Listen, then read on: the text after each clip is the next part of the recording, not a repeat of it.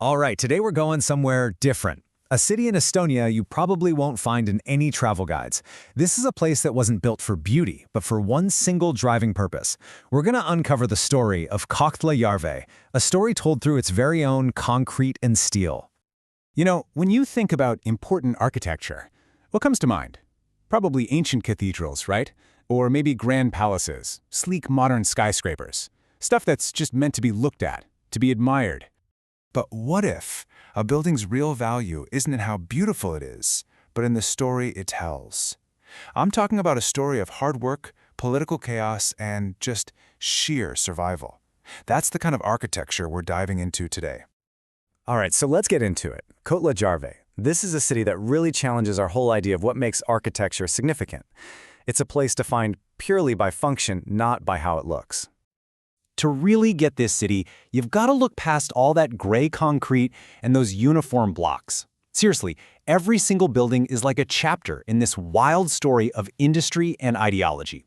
It's definitely not pretty, but man, is it real. So, where did this all even start? Well, the city's story doesn't begin with a king or some great conqueror. Nope, it starts with a rock, found deep in the ground. Okay, picture this. Before the 20th century, this whole area was just quiet farmland. People were living in simple wooden houses and life was slow. Then, bam, industry arrives. And in a crazy short amount of time, this peaceful landscape was just completely transformed into a bustling settlement built to house thousands upon thousands of workers. Oil shale. That's it. This rock is the entire reason Kohtla-Järve even exists. See, Estonia is sitting on one of the world's biggest reserves of this stuff. So, back in the early 1900s, a city was literally built from scratch for one reason and one reason only: to dig this stuff out of the ground. Okay, now fast forward. After World War II, Estonia becomes part of the Soviet Union. And this period, this is what left the most dramatic, the most lasting mark on the city.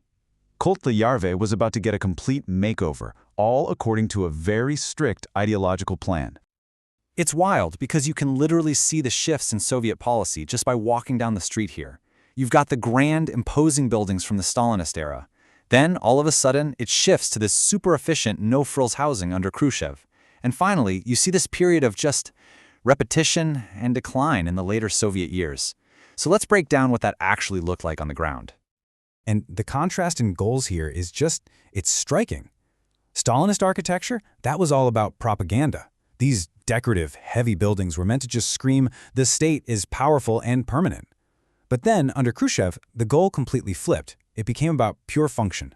Build as many apartments as you can, as fast as you can, and what you get are these simple, prefabricated blocks.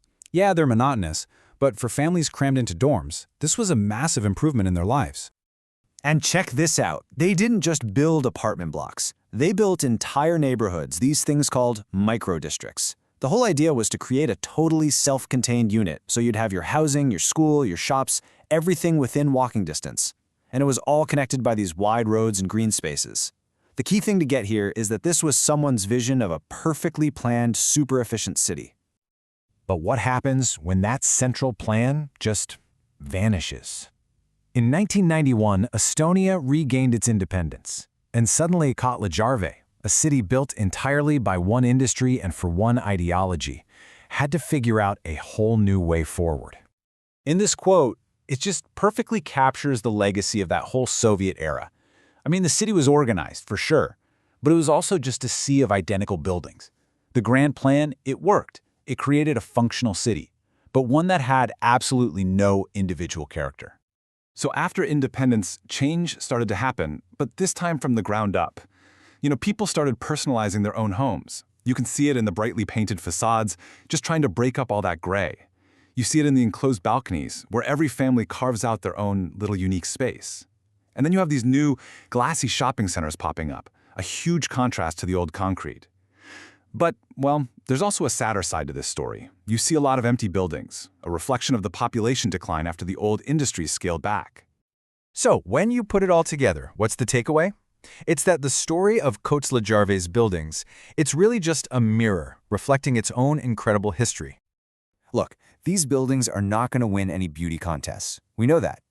But every single crack in the concrete, every newly painted facade, it's like a historical document. They literally show you the shift from quiet farm life to an industrial boom, from one political ideology to a totally different one, and finally, to a nation trying to find its own identity. And this right here, this gets to the absolute core of Kohtla-Järve's lesson. Its architecture tells a raw, honest story. It's a real testament to the people who built this place, lived in it, and are still, to this day, adapting it to new realities. Which kind of leaves us with one last thought. Next time you're out, just look around your own city or town. Go past the famous landmarks and really look at the ordinary apartment blocks, the old factories, the suburban houses. What story of work, change, and survival do they tell?